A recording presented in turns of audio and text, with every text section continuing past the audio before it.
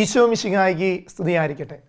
ഈശോയിൽ ഏറ്റവും പ്രിയം നിറഞ്ഞ സഹോദരങ്ങളെ, നിത്യജീവൻ എന്ന ശുശ്രൂഷയിൽ ഏറ്റവും ഭക്തിപൂർവ്വം പങ്കെടുക്കുന്ന നിങ്ങളെ ദൈവം ഈ ദിനങ്ങളിൽ സമൃദ്ധമായി അനുഗ്രഹിക്കട്ടെ എന്ന് പ്രാർത്ഥിക്കുന്നു. എപ്പോഴും മനുഷ്യൻ ചോദിക്കുന്നൊരു ചോദ്യമാണ്, പാപത്തിന് പരിഹാരം ആവശ്യമാണോ? സഭയും ലോകം മുഴുവനും ചിന്തിക്കേണ്ട, പ്രത്യേകിച്ച് ഈ കാലഘട്ടങ്ങളിൽ നമ്മുടെ മനസ്സിനെ എപ്പോഴും ചിന്താ വിഷയമാക്കേണ്ട ഒരു കാര്യമാണ്, പാപത്തിന് പരിഹാരം ആവശ്യമാണ്.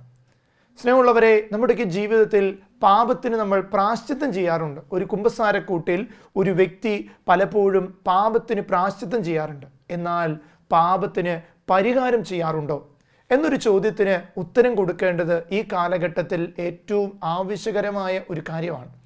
നമുക്ക് ചിന്തിക്കാം, പാപത്തിന് എങ്ങനെ നമ്മൾ പരിഹാരം ചെയ്യണം? ആദ്യം എന്താണ് ഈ പാപപരിഹാരത്തെക്കുറിച്ച് കത്തോലിക്ക സഭയുടെ മതബോധന ഗ്രന്ഥം നമ്മെ പഠിപ്പിക്കുന്നതെന്ന് നമുക്ക് ചിന്തിക്കാം.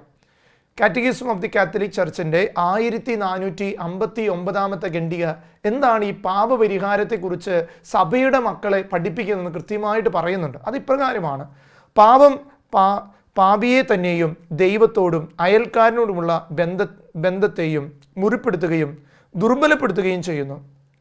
പാപമോചന ആശീർവാദം പാപം നീക്കം ചെയ്യുന്നു. പക്ഷേ പാപം ഉണ്ടാക്കിയിട്ടുള്ള എല്ലാ ക്രമരഹിതമായിട്ടുള്ള കാര്യങ്ങൾ അത് പരിഹരിക്കുന്നില്ല. പാപത്തിൽ നിന്ന് ഉയർത്തപ്പെട്ടുന്ന തൻ്റെ പാപിയുടെ ജീവിതത്തിലുണ്ടാകുന്ന ആധ്യാത്മികമായ ആരോഗ്യം വീണ്ടെടുക്കാൻ അദ്ദേഹത്തിന് സാധിക്കുന്നില്ല. ആത്മീയമായ ഒരു ഉണർവ് ലഭിക്കുന്നില്ല. അതിന് അദ്ദേഹം പരിഹാരം ചെയ്യണം. ഇത് കാറ്റഗിസം ഓഫ് ദി കാത്തലിക് ചർച്ചിൻ്റെ 1459 ഖണ്ഡിക പഠിപ്പിക്കുകയാണ്.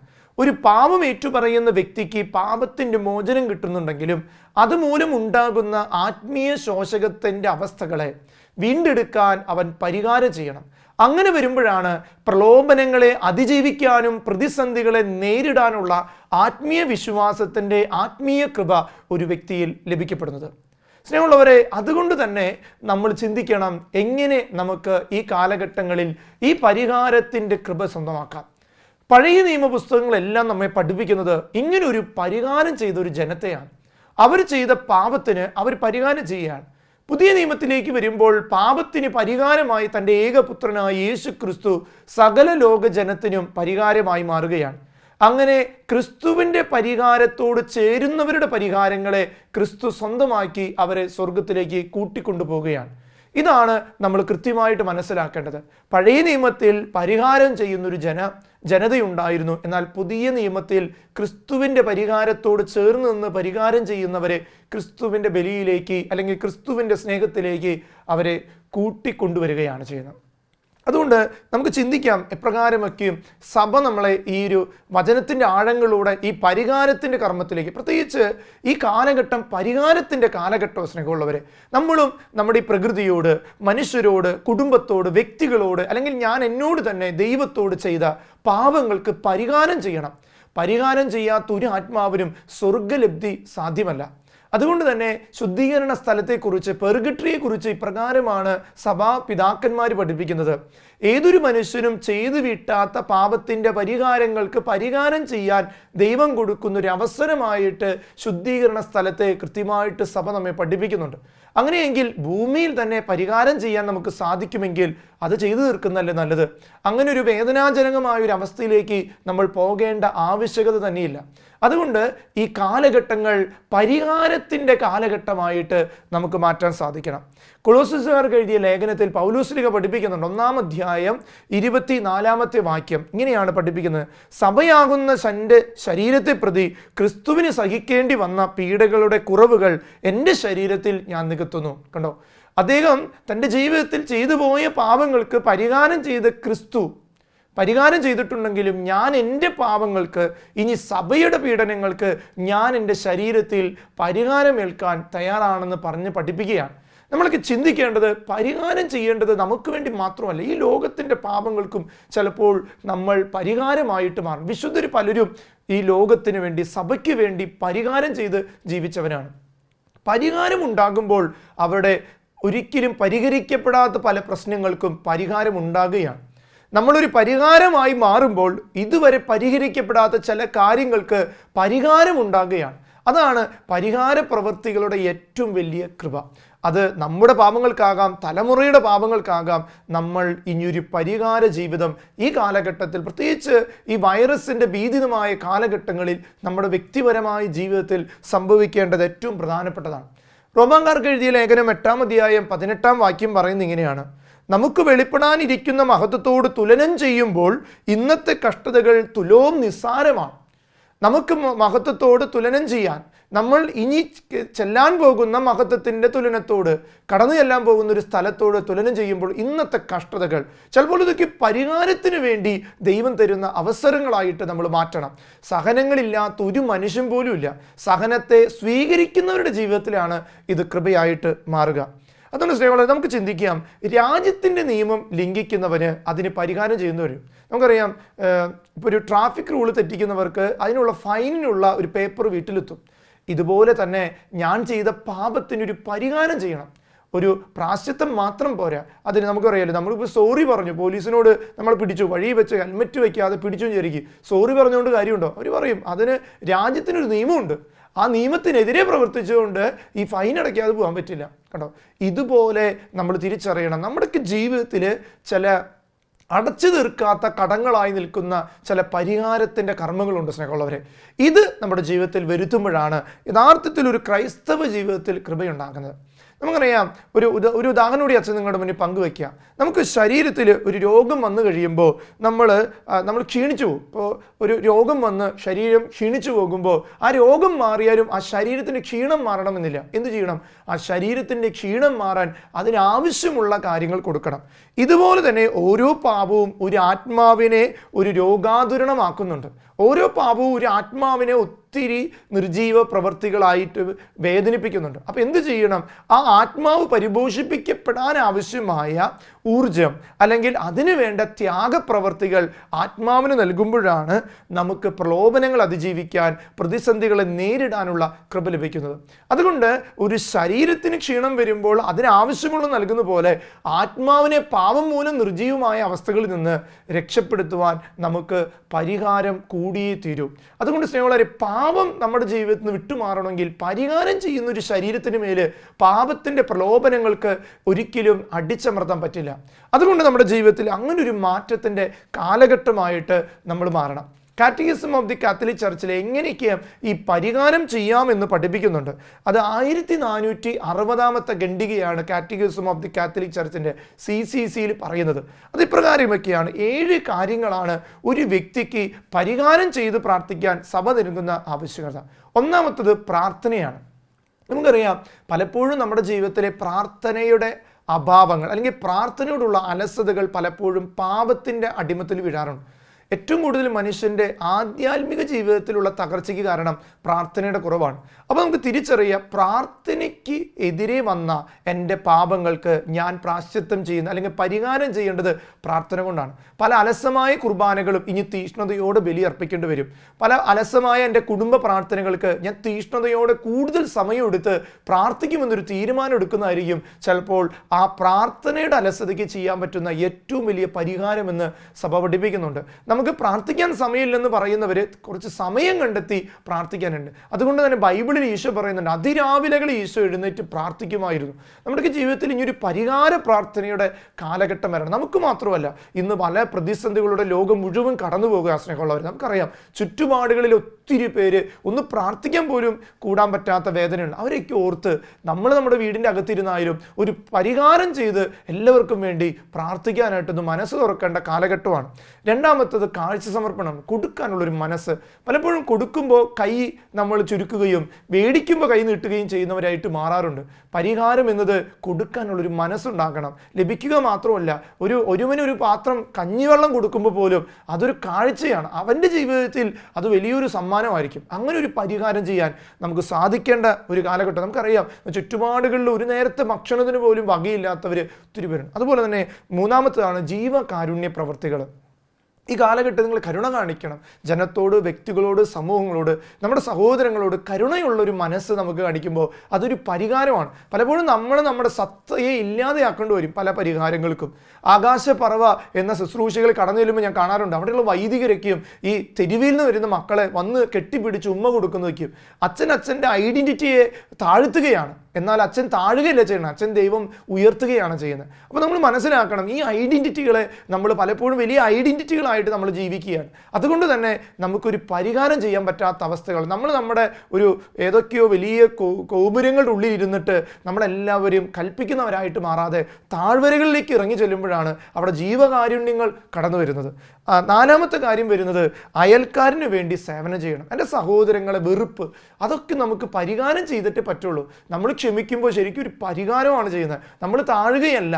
അത് ദൈവത്തോട് ഞാൻ കാണിക്കുന്ന സ്നേഹം. ദൈവത്തെ സ്നേഹിക്കുന്നവൻ നമ്മുടെ ജീവിതത്തിലുണ്ടാകുന്ന പ്രതിസന്ധികൾ, പ്രലോഭനങ്ങളെ അതിജീവിക്കുമ്പോഴാണ് ദൈവത്തെ സ്നേഹിക്കുന്നത്. അഞ്ചാമത്തേതായിട്ട് പറയുന്നത് മനസ്സാലുള്ള ആത്മപരിത്യാഗങ്ങൾ. ജീവിതത്തിൽ ചില പരിത്യാഗങ്ങൾ, ഇത് വേണ്ട, ചില കാര്യങ്ങൾ ഞാൻ വേണ്ടെന്ന് വെക്കണോ, അങ്ങനെ ത്യാഗം ചെയ്യുന്നൊരു മനോഭാവം. ഒരിക്കൽ അൽഫോൺസമ്മയുടെ സീരിയൽ കണ്ടിട്ട് ഒരു കൊച്ചിനെ ഞാൻ പരിചയപ്പെട്ടിട്ടുണ്ട്. ആ കൊച്ച് കിടക്കുന്നത് മെറ്റില്ല, കുഞ്ഞൊരു കൊച്ച് കരിങ്കല് തലയിൽ വെച്ച് കിടക്കുന്നു. ആ തലോണയ്ക്ക് പകരം കരിങ്കല് വെച്ച്. ആ കൊച്ചിൻ്റെ ആത്മീയ ജീവിതത്തിൽ ചില ത്യാഗം ചെയ്യാനുള്ളൊരു മനസ്സുണ്ടാകുകയും ഒരു കുഞ്ഞു കുട്ടിയുടെ ഒരു മനസ്സ് കണ്ടതാണ്. അപ്പോൾ സ്നേഹമുള്ളവരെ, നമ്മൾ വലിയ ത്യാഗങ്ങൾ, ചെറിയ ചെറിയ ത്യാഗങ്ങൾ, മുട്ടുകുത്തി ഒരു രഹസ്യമെങ്കിലും ചൊല്ലും. ഈ ലോകത്തെല്ലാവരും വേദനിക്കല്ലേ, അല്ലെങ്കിൽ ഒരു കരുണയുടെ ജമാല് മുട്ടുകുത്തി ചൊല്ലും. അങ്ങനെ ഒരു ത്യാഗം ചെയ്യാനുള്ളൊരു മനസ്സ്. നമ്മൾ വലിയ കാര്യങ്ങളൊന്നും വേണ്ട സ്നേഹങ്ങൾ, നമ്മുടെ മക്കൾക്ക് വേണ്ടി ഒന്ന് ത്യാഗം ചെയ്ത് കാണിക്കുമ്പോൾ അത് ചിലപ്പോൾ നമ്മൾ ചെയ്ത പരിഹാരത്തിന് എൻ്റെ തലമുറയ്ക്ക് വരെ അതൊരു കൃപയായിട്ട് മാറും. അവസാനമായിട്ട് പറയുന്നത് ഇങ്ങനെയാണ്, സർവോപരി നാം വഹിക്കേണ്ട കുരിശിൻ്റെ ക്ഷമാപൂർവം സ്വീകരണം. നമ്മൾ ഈ കാലഘട്ടത്തിൽ ഒത്തിരി സഹനങ്ങളോടെ എല്ലാവരും കടന്നു പോകണം. ഇതൊക്കെയും സ്വീകരിച്ചാലേ കൃപയാകുള്ളൂ. അതിനെ പരാതി പറഞ്ഞ് തള്ളിപ്പറയുന്നവർക്ക് ആർക്കും അത് കൃപയായിട്ട് മാറില്ല. അതുകൊണ്ട് സ്നേഹമുള്ളവരെ, ഈ 7 തലങ്ങളിൽ നമുക്കിനി പരിഹാരം ചെയ്യണം. നമുക്ക് കിട്ടുന്ന സഹനങ്ങളെ സന്തോഷത്തോടെ സ്വീകരിച്ച്, കർത്താവെ, ആത്മാക്കളുടെ രക്ഷയ്ക്ക് വേണ്ടി, അല്ലെങ്കിൽ എൻ്റെ തന്നെ രക്ഷയ്ക്ക് വേണ്ടി, എൻ്റെ കുടുംബത്തിൻ്റെ രക്ഷയ്ക്ക് വേണ്ടി, എൻ്റെ മക്കളുടെ രക്ഷയ്ക്ക് വേണ്ടി, ഞാനൊരു കാലത്ത് ചെയ്തു പോയ മദ്യപാനത്തിൻ്റെ, അടിമത്തങ്ങളുടെ, ഭിന്നതയുടെ, വിഭാഗീയ ചിന്തയുടെ, ശത്രുതയുടെ എല്ലാ കെട്ടുകൾ അഴിച്ച് അതിനെ ഞാൻ ഈ ഭൂമിയിലായിരിക്കുമ്പോൾ തന്നെ ഒരു പരിഹാരം ചെയ്യാൻ ഞാൻ തയ്യാറാണെന്ന് ഒരു തീരുമാനം എടുക്കുന്നതാണ് കൃപ. സ്നേഹമുള്ളവരെ, ക്രിസ്തു നമുക്ക് വേണ്ടി പരിഹാരം ചെയ്തുവെന്ന് കൃത്യമായിട്ട് ദൈവവചനം പഠിക്കുന്നു. ഹെബ്രായക്കാർക്ക് എഴുതിയ ലേഖനം 2-ാം അധ്യായം 17 മുതൽ 18 വരെ. ജനങ്ങളുടെ പാപങ്ങൾക്ക് പരിഹാരം ചെയ്യുന്നതിന് വേണ്ടി ദൈവീക കാര്യങ്ങളിൽ വിശ്വസ്തനും കരുണ്യവാനുമായിട്ടുള്ള പ്രധാന പുരോഹിതനാകാൻ അവൻ എല്ലാ കാര്യങ്ങളും തൻ്റെ സഹോദരങ്ങൾക്ക് സദൃശനാകേണ്ടിയിരുന്നു. അവൻ പീഡകൾ സഹിക്കുകയും പരീക്ഷിക്കപ്പെടുകയും ചെയ്തുകൊണ്ട് പരീക്ഷിക്കപ്പെടുന്നവരെ സഹായിക്കാൻ അവന് സാധിക്കും. ഉണ്ടോ? നമ്മുടെ ജീവിതത്തിലെ പരീക്ഷണങ്ങൾക്ക് വേണ്ടി ക്രിസ്തു തൻ്റെ പീഡാസഹനങ്ങളെ നമുക്ക് വേണ്ടി കാഴ്ചവെച്ചു. അങ്ങനെ ക്രിസ്തു നമുക്കൊരു പരിഹാര ബലിയായി. അതുകൊണ്ട് നമ്മുടെ ജീവിതത്തിൽ ഈ പരീക്ഷണങ്ങൾ ക്രിസ്തുവിൻ്റെ പരീക്ഷണത്തോട് ചേർത്ത് വയ്ക്കുമ്പോൾ തുലവും നിസ്സാരമാണ്. അങ്ങനെ ചേർത്ത് വെച്ച് അതിനൊരു പരിഹാരം. കർത്താവേ, എനിക്ക് കിട്ടുന്നൊരു ചെറിയ വേദന. സ്നേഹമുള്ളവർ, ചിലപ്പോൾ നമുക്ക് ഇങ്ങനെ പെട്ടെന്ന് പോകുമ്പോൾ ഒരു കൈവേദന അല്ലെങ്കിൽ ഒരു ചെറിയ തലവേദന, നമ്മളൊരു ആത്മാവിൻ്റെ രക്ഷയ്ക്ക് വേണ്ടി കാഴ്ചവെക്കും. നമ്മളിങ്ങനെ ട്യൂമർ പിടിച്ച് കിടക്കുന്ന, ഹോസ്പിറ്റലിൽ കിടക്കുന്ന ഒരു രോഗി, ആ വ്യക്തിക്ക് എന്തോരം വേദനയുണ്ടോ, എൻ്റെ ഈ ചെറിയ തലവേദന ഞാൻ ആ വ്യക്തിക്ക് വേണ്ടി കാഴ്ചവെക്കും. ഒരു മനസ്സ് കൊടുക്കുക എന്നുള്ളതാണ്. എൻ്റെ കൈയിൻ്റെ വേദന, കർത്താവെ, കൈ മുറിഞ്ഞു പോയിട്ട് അതില്ലാത്തതിൻ്റെ വേദന അനുഭവിക്കുന്ന ആ സഹോദരൻ്റെ ആ വേദനയോട്, എൻ്റെ ഈ സഹനത്തെ, അങ്ങനൊരു പരിഹാരം ചെയ്യാൻ അപരൻ്റെ വേദനയോട് എൻ്റെ കൊച്ചു വേദനയെ ചേർത്ത് വയ്ക്കുമ്പോൾ ചിലപ്പോൾ ഒരു തുള്ള് സൗഖ്യമായിരിക്കും ആ വ്യക്തിക്ക് അതിലൂടെ കിട്ടുക. അങ്ങനെ ഒരു പരിഹാരം ചെയ്യാനുള്ളൊരു കൃപ നമുക്ക് വേണം. പഴയ നിയമത്തിൽ ഇസ്രായേൽ ജനം ചെയ്ത പാപത്തിന് അവർ ചെയ്യുന്ന, ദൈവസന്നിധി ചെയ്യുന്ന ചില പരിഹാരങ്ങളുണ്ട്. ലേവ്യരുടെ പുസ്തകം 16-ാം അധ്യായം 34-ാം വാക്യം അതിങ്ങനെയാണ്: ഇസ്രായേൽ ജനത്തിൻ്റെ പാപങ്ങൾ നിമിത്തം അവർക്ക് വേണ്ടി വർഷത്തിലൊരിക്കൽ പാപ പരിഹാരം ചെയ്യണമെന്ന് നിങ്ങൾക്ക് എന്നേക്കുമുള്ള ഒരു നിയമമാണ്. കർത്താവ് കൽപ്പിച്ചതുപോലെ മോശ പ്രവർത്തിക്കണ്ടോ. ഓരോ വർഷത്തിലും അവരൊരു പരിഹാര ദിനമായിട്ട് മാറ്റിയിരുന്നു എന്ന് പറയണം. അതുകൊണ്ട് ഈ കാലഘട്ടത്തിൽ നമുക്കൊരു പരിഹാര ദിനം തന്നെ വേണ്ടിവരും. നമ്മുടെയൊക്കെ ഒരു ആഴ്ച കാലഘട്ടം നമ്മൾ വീട്ടിലായിരിക്കുമ്പോഴേക്കും ഒന്ന് പരിഹാരം ചെയ്ത് പ്രാർത്ഥിക്കുക. ലോകത്തിന് വേണ്ടി, സഭയ്ക്ക് വേണ്ടി, അതുപോലെ തന്നെ അന്യ മതത്തിൽപ്പെട്ട സഹോദരങ്ങൾക്ക് വേണ്ടി, എല്ലാവർക്കും വേണ്ടി, നമ്മുടെ രാജ്യത്തിന് വേണ്ടി, വ്യക്തികൾക്ക് വേണ്ടി, ലോകത്ത് പല വിധത്തിൽ പാപം ചെയ്യുന്നവരുടെ പാപപരിഹാരത്തിന് വേണ്ടി. ലേവ്യരുടെ പുസ്തകം 23-ാം അധ്യായം 28-ാം വാക്യം പറയുന്നത് ഇങ്ങനെയാണ്: നിങ്ങൾ ദൈവമായ കർത്താവിൻ്റെ മുൻപിൽ പാപത്തിന് പരിഹാരം ചെയ്യുന്ന ദിനമാണത്. നമുക്കറിയാം പെസഹ തന്നെ ഒരു പരിഹാരമാണ് കാൽവരിയിലേക്ക്. പെസഹ ഊട്ട് അവിടെ ഇവരെ വിളിച്ചു കൂട്ടിയിട്ട് കാൽവരിയിൽ അവസാനിക്കുന്ന ഒരു പാപ പരിഹാര ബലിയാണ് യേശുവിൻ്റെ വിശുദ്ധ കുർബാന എന്നത്. അതുകൊണ്ട് പരിഹാരം ചെയ്ത് പ്രാർത്ഥിക്കണം. തൻ്റെ ശിഷ്യന്മാർ പാപം ചെയ്തപ്പോഴും അവരുടെ പാദം കഴുകി അവരോട് പരിഹാരം ചെയ്യുന്നൊരു ക്രിസ്തു, അത് നമ്മുടെയൊക്കെ ജീവിതത്തിൽ ഒത്തിരി ഇതാണ്. ദൈവം ചെയ്തിട്ടല്ല, അവർ പാപം ചെയ്യുമ്പോഴും അവരുടെ കാലുകൾ കഴുകി അവരോട് ക്ഷമിക്കുന്ന ഈശോ കാൽവരിയിൽ അവരോട് ക്ഷമിക്കുന്നു.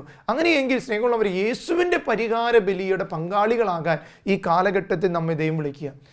തിന്മകൾക്ക് പരിഹാരം ചെയ്യേണ്ടി വരുമെന്ന് തന്നെ വചനം പറയുന്നുണ്ട്. ചില തിന്മകൾക്ക് കൃത്യമായിട്ട് പരിഹാരം ചെയ്യേണ്ടി വരുന്ന ഈശോ വചനത്തിൽ പറയുന്നുണ്ട്. പ്രഭാഷകന്റെ പുസ്തകം 9-ാം അധ്യായം 5-ാം വാക്യം വചനം ഇങ്ങനെയാണ്: കന്യകളുടെ മേൽ കണ്ണു വയ്ക്കരുത്, നിങ്ങൾ കാലിടറി വീഴും, പരിഹാരം ചെയ്യേണ്ടി വരും. കണ്ടോ, പ്രത്യേകിച്ച് ജഡികമായ തിന്മകൾ, ആസക്തിയോടുള്ള നോട്ടങ്ങൾ, ഇതിനൊക്കെ പരിഹാരം ചെയ്യേണ്ടി വരും. ഒന്നുകൂടി അച്ഛൻ വചനം വായിക്കാം. പ്രഭാഷകൻ 9:5, കന്യകളുടെ മേൽ കണ്ണു വയ്ക്കരുത്, നീ കാലിടറി വീഴും.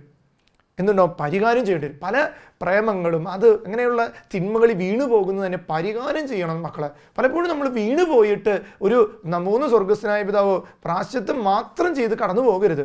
ഇനി എൻ്റെ ജീവിതത്തിൽ ഞാൻ ഈ പാപം ചെയ്യില്ല, ഇതിനു വേണ്ടി വിട്ടുകൊടുക്കില്ല. ചിലപ്പോൾ എൻ്റെ ടെലിഫോണുകൾ, എൻ്റെ മൊബൈൽ ഫോണുകൾ, ഫേസ്ബുക്കുകൾ, ഇൻസ്റ്റഗ്രാം, ഇതൊക്കെ ചിലപ്പോൾ മാറ്റി വയ്ക്കേണ്ടി വരും. അതൊരു പരിഹാരമായിട്ട് ചെയ്യണം. ഒരു കാലഘട്ടത്തിൽ എന്നെ പാപത്തിലേക്ക് നയിച്ച ഒരു വസ്തുവിനെ വേണ്ടെന്ന് വെക്കുമ്പോൾ ചിലപ്പോൾ, അല്ലെങ്കിൽ അതിൻ്റെ ഉപയോഗം കുറയ്ക്കുമ്പോൾ അതൊരു പരിഹാരമായിട്ട് ഒരു വ്യക്തിയുടെ ജീവിതത്തിൽ മാറുന്നുണ്ടെന്ന് തിരിച്ചറിയാം. പ്രഭാഷകന്റെ പുസ്തകം 28-ാം അധ്യായം 5-ാം വാക്യം പറയുന്നത് ഇങ്ങനെയാണ്: മർത്യൻ വിദ്വേഷം വെച്ചുകൊണ്ടിരിക്കുന്നെങ്കിൽ അവൻ്റെ പാപങ്ങൾക്ക് ആര് പരിഹാരം ചെയ്യും? വിദ്വേഷം, കോപം, വെറുപ്പ്, ഇതൊക്കെ കൊണ്ടു നടക്കുന്നവൻ ആര് പരിഹാരം ചെയ്യും? അവനത് മാറ്റാതെ, അവനത് അവരോട് ക്ഷമിക്കാതെ എങ്ങനെ പരിഹാരം ചെയ്യും? അങ്ങനെ വചനം പറയുന്നത്, മർത്യൻ വിദ്വേഷം വെച്ചുകൊണ്ടിരിക്കുമ്പോൾ അവൻ്റെ പാപങ്ങൾക്ക് ആര് പരിഹാരം ചെയ്യും? അവന് പരിഹാരം ചെയ്യാൻ പറ്റിയില്ലെങ്കിൽ മരണശേഷം ആര് അവന് പരിഹാരം ചെയ്യും? അതുകൊണ്ട് സ്നേഹമുള്ളവരെ, ഭൂമിയിലായിരിക്കുമ്പോൾ തന്നെ സഹോദരങ്ങളോട് വെറുപ്പുണ്ടെങ്കിൽ ക്ഷമിച്ച് മാപ്പ് ചോദിക്കണം. എന്നിട്ട് മരിച്ചാലേ നമുക്ക് ശുദ്ധീകരണം എന്ന സ്ഥലങ്ങളിൽ കാണാനായിട്ടുള്ള സാധ്യതകൾ പലപ്പോഴും നമ്മുടെ ജീവിതത്തിൽ ഉണ്ടാകൂ എന്ന് നമ്മൾ തിരിച്ചറിയാം. അതുകൊണ്ട് എല്ലാ പാപങ്ങൾക്കും പരിഹാരം ചെയ്യേണ്ടി വരും. ഓരോ പാപങ്ങൾക്കും വ്യത്യസ്തമായ പരിഹാരമായിരിക്കും. ഒരേ പരിഹാരം തന്നെയല്ല, വ്യത്യസ്തമാണ്. നമുക്കറിയാം, ഈജിപ്തിലെ മറിയം എന്ന് പറഞ്ഞ വിശുദ്ധിയുണ്ട് നമ്മുടെ സഭയിൽ. 47 വർഷമാണ് തൻ്റെ ജീവിതത്തിൽ ചെയ്തു പോയ പാപത്തിന് 47 വർഷം പരിഹാരം ചെയ്തൊരു സഹോദരി. ശാരീരികമായുള്ള പാപത്തിൽ വീണുപോയ, ജഡികമായ തിന്മയിൽ വീണുപോയ ആ വിശുദ്ധയായ ഈജിപ്തിലെ മറിയം 47 വർഷമാണ് ആ പാപത്തിന് പരിഹാരം ചെയ്തത്. അങ്ങനെയെങ്കിൽ ആ സഹോദരി തൻ്റെ 12 വർഷത്തെ പാപത്തിന് 47 വർഷം ചെയ്തുവെങ്കിൽ നമ്മളെല്ലാം നമ്മുടെ കണക്ക് നോക്കണം. ഞാൻ ചെയ്ത പാപങ്ങളുടെ കണക്ക് നോക്കി ഞാൻ ഇനി പരിഹാരം ചെയ്യാനായിട്ട് തയ്യാറാണ്. അതൊരു കുറ്റബോധത്തോടെയല്ല, ഒരു പാപബോധത്തോടെ, വലിയ സന്തോഷത്തോടെ. എൻ്റെ ദൈവം എൻ്റെ പാപം ക്ഷമിച്ചുവെങ്കിൽ എൻ്റെ ദൈവത്തിൻ്റെ മുന്നിൽ ഞാനൊരു പരിഹാരം, ഞാൻ ചെയ്തു തീർക്കേണ്ട എൻ്റെ പെനൻസ് ഞാൻ ചെയ്തു തീർക്കും എന്നൊരു തീരുമാനം എടുക്കുന്ന, അതൊരു ഭയത്തിലേക്കോ പേടിയിലേക്കോ ഒന്നും, സന്തോഷത്തോടെ ചെയ്തു തീർക്കാനുള്ളൊരു കൃപയാകണം. അതുകൊണ്ട് സ്നേഹമുള്ളവരെ, വെറുപ്പിൽ ജീവിക്കുന്നൊരു വ്യക്തി ക്ഷമയായിരിക്കണം പരിഹാരം. ക്ഷമിക്കണം. കാല് പിടിച്ച് ക്ഷമിക്കാനോ മാപ്പ് ചോദിക്കാനോ സാധിക്കുമെങ്കിൽ ചെയ്തോ, അത് വലിയ പരിഹാരം, താഴലല്ല, അത് ദൈവത്തിന് മുന്നിൽ നീ ഉയർത്തപ്പെടലാണ്. അതുകൊണ്ട് ജഡിക താല്പര്യങ്ങൾ വീണുപോയ വ്യക്തികൾ സാധ്യതകൾക്കനുസരിച്ച് ത്യാഗം ചെയ്യണം. ചിലത് ഉപേക്ഷിക്കേണ്ടി വരും, എന്നിട്ട് ചിലത് വേണ്ടെന്ന് വെച്ച് അതിനു വേണ്ടി അതപ്പോൾ ഒത്തിരി പ്രഷറുണ്ടാവും ആ വ്യക്തിക്ക്. എന്നാൽ ഒത്തിരി പേരുടെ ഒത്തിരി ഭാഗങ്ങളിൽ നിന്ന്, ഒത്തിരി വസ്തുക്കളിൽ നിന്നൊക്കെ നമ്മളെ ഒത്തിരി പീഡിപ്പിക്കാൻ നോക്കും. എന്നാൽ അതിനേക്കും തരണം ചെയ്യാൻ സാധിച്ചാൽ നിന്നെ ഒരിക്കലും ഒരു തിന്മയ്ക്കും കീഴടക്കം ചെയ്യും. അങ്ങനെ നീ പരിഹാരം ചെയ്യുമ്പോൾ സ്വർഗത്തിൽ നിന്റെ പേര് ജീവൻ്റെ പുസ്തകത്തിൽ എഴുതപ്പെടുമെന്ന് കർത്താവ് കൃത്യമായിട്ട് പഠിപ്പിക്കുന്നുണ്ട്. സ്നേഹമുള്ളവരെ, അതുകൊണ്ട് ആത്മാക്കളുടെ മാനസാന്തരത്തിന് വേണ്ടി ചില രോഗങ്ങൾ, ചില വേദനകൾ, ചില ഒറ്റപ്പെടലുകൾ, കുറ്റപ്പെടുത്തലുകൾ എല്ലാം ആത്മാക്കളുടെ രക്ഷയ്ക്ക് വേണ്ടി ചെയ്യുമ്പോൾ അതൊരു പരിഹാരത്തിൻ്റെ കൃപയായിട്ട് മാറും. അതുകൊണ്ട് ഈ പരിഹാരത്തിൻ്റെ കാലഘട്ടം നമ്മുടെ ജീവിതത്തിൽ കൃപയായിട്ട് മാറട്ടെ. ഒരു ഉപമയിലൂടെ ഞാൻ നിങ്ങൾക്ക് കുറച്ചുകൂടി ഒന്ന് വ്യക്തമാക്കി തരാമെന്ന് ആഗ്രഹിക്കുകയാണ്. അതെങ്ങനെയാണ്? പാപം എന്നത് ഒരു മരത്തെ ഉപമിക്കുകയാണ്. ഒരു പാപം ചെയ്യുന്നൊരു വ്യക്തി ഒരു മരത്തിൽ ആണി അടിക്കുന്നതിന് തുല്യം. ഈ ആണി അടിച്ചു കഴിയുമ്പോൾ ഈ ആണി നമ്മൾ ഊരിയെടുക്കുമെന്നുണ്ടോ അതിന് ഒരു ദ്വാരം ഉണ്ടാകും. സ്നേഹമുള്ളവരെ, ഒന്നുകൂടി ചിന്തിക്കുക. നമ്മൾ എന്ന വ്യക്തി പാപം ചെയ്യുമ്പോൾ ഒരു ആണി അടിച്ചതിന് തുല്യമാണ്. നമ്മൾ കുമ്പസാരിച്ച് കഴിയുമ്പോൾ ഈ ആണി ഊരിയെടുക്കപ്പെടും, എന്നാൽ ദ്വാരം ബാക്കി നിൽക്കും. എന്ത് ചെയ്യാൻ പറ്റും? അത് അടയ്ക്കണം. ഇതാണ് പലപ്പോഴും പരിഹാരം എന്നത്. നമ്മളാകുന്ന വ്യക്തി പാപം ചെയ്യുമ്പോൾ അത് കുമ്പസാരിക്കുമ്പോൾ ആ ആണി നമ്മൾ ഊരിയെടുക്കുന്നു, ആ പാപത്തെ ഊരിയെടുത്ത് കളയുന്നു. എന്നാൽ ദ്വാരം ബാക്കി നിൽക്കുകയാണ്, ഓട്ട അവിടെ മാറ്റി നിൽക്കുക, അത് അടയ്ക്കണം. അതിനാണ് പരിഹാരത്തിൻ്റെ ഈ 7 മാർഗങ്ങൾ നമ്മുടെ ജീവിതത്തിൽ ഉണ്ടാകണം. ആദത്തിൻ്റെ പാപത്തെക്കുറിച്ച് പറഞ്ഞു. ഉൽപ്പത്തിയുടെ പുസ്തകം 3-ാം അധ്യായം 23-ാം വാക്യം, കർത്താവ് അവരെ ഏദൻ തോട്ടത്തിൽ നിന്ന് പുറത്താക്കി മണ്ണിൽ നിന്നെടുത്ത മനുഷ്യനെ മണ്ണിനോട് മല്ലടിക്കാൻ ദൈവം വിട്ടു. കൊടുത്തോണ്ടോ പരിഹാരം ചെയ്യാൻ വിടാണ്.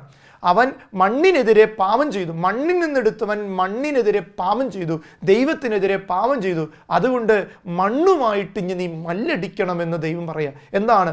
നീ ഇനി മണ്ണുമായി മല്ലടിച്ച് പണിയെടുത്ത് അധ്വാനിച്ച് നീ അതിനൊരു പരിഹാരം ചെയ്ത പാപത്തിന് ചെയ്യണം. ഉൽപ്പത്തിയുടെ പുസ്തകം 5-ാം അധ്യായം 5-ാം വാക്യം പറയുന്നത്, ആദത്തിൻ്റെ ജീവിതകാലം 930 വർഷമാണ്. അതിനുശേഷമാണ് അവൻ മരിക്കുന്നത്. അപ്പോൾ ഇത്രയും വർഷം നീട്ടിക്കൊടുത്തതിനെ പരിഹാരം ചെയ്യാനാണ്. ചിലപ്പോൾ ഞാനും നിങ്ങളും ഈ പ്രതിസന്ധിയുടെ കാലഘട്ടത്തിൽ മാറ്റി വയ്ക്കപ്പെട്ടിട്ടുണ്ടെങ്കിൽ നമുക്ക് പരിഹാരം ചെയ്യാൻ ദൈവം തരുന്നൊരു അവസരമായിട്ട് കരുതണം. ജീവിതത്തിൽ പാപത്തിന് പരിഹാരം ചെയ്യണം സ്നേഹമുള്ളവരെ.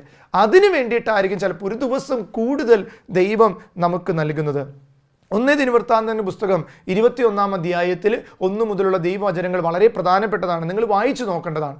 അവിടെ ദാവീദ് തൻ്റെ ജനസംഖ്യ എടുക്കുന്നുണ്ട്, ജനത്തിൻ്റെ ജനസംഖ്യ എടുക്കുന്നുണ്ട്. അത് പിശാചിൻ്റെ പ്രേരണ വഴിയാണ്, ദൈവാത്മാവ് പ്രേരിപ്പിച്ചിട്ടല്ല. അതുകൊണ്ട് തന്നെ ദൈവം അവനോട് ചോദിക്കുന്നുണ്ട്, നീ പിശാചിൻ്റെ പ്രേരണ അനുസരിച്ച് എന്തുകൊണ്ട് ചെയ്തു? അതുകൊണ്ട് ദാവീദ് കരഞ്ഞ് പ്രായശ്ചിത്തം ചെയ്യാൻ തയ്യാറാകുകയാണ്. ദൈവത്തിന് മുന്നിൽ പറയുന്നതിനെ തെറ്റ് ചെയ്തു പോയി, ഞാൻ എന്ത് വേണം ചെയ്യാം. അപ്പോൾ ദൈവം കൊടുത്തത് 3 കാര്യങ്ങളാണ് പരിഹാരം ചെയ്യുന്നത്. 1, 3 വർഷത്തെ ക്ഷാമം, ആ നാട്ടിൽ 3 വർഷത്തെ. 2-ാമത്തത് 3 മാസം ശത്രുക്കളുടെ നിയന്ത്രണമായ ആക്രമണം. 3-ാമത്തത് നീ മഹാമാരിയുടെ ബന്ധനങ്ങളിൽ നിന്ന് ഉണ്ടാകുന്ന ദൂതന്മാരുടെ ആക്രമണങ്ങൾ സഹിക്കണം. ഇതെല്ലാം സ്വീകരിക്കുകയാണ് ദാവീദ് പറയുന്നുണ്ട്, ഞാനും എൻ്റെ സഹോദരങ്ങളുടെ മേൽ ഇതൊന്ന് പതിയട്ടെ. സ്നേഹമുള്ളവരെ, പരിഹാരം ചെയ്യാൻ ദാവീദ് വരെ തയ്യാറായതുകൊണ്ട് നമുക്കും ഒരു നിമിഷം പ്രാർത്ഥിക്കാം. കർത്താവേ, ഈ പരിഹാരത്തിൻ്റെ ദിനങ്ങളിലൂടെ കടന്നു ചെല്ലുമ്പോൾ ആത്മീയമായൊരു നിറവ് ഞങ്ങൾക്ക് വേണം. എല്ലാ പാപങ്ങൾക്കും, ഞങ്ങളുടെയും ലോകം മുഴുവൻ്റെയും പാപങ്ങൾക്ക് പരിഹാരം ചെയ്യാൻ ഞങ്ങൾ ഓരോരുത്തരെയും കൃപ നൽകി അനുഗ്രഹിക്കണമേ. ഈ ശുശ്രൂഷ പങ്കെടുത്ത എല്ലാവരെയും ദൈവമേ സമൃദ്ധമായി അനുഗ്രഹിക്കണമേ. നമ്മുടെ കർത്താവ് യേശു മിശിഹായുടെ കൃപയും പിതാവായ ദൈവത്തിൻ്റെ സ്നേഹവും പരിശുദ്ധാത്മാവിൻ്റെ സഹവാസവും പരിഹാരം ചെയ്യാൻ നിങ്ങൾക്ക് ദൈവം കൃപയായി മാറ്റട്ടെ, ഇപ്പോഴും എപ്പോഴും എന്നേക്കും. ആമേൻ.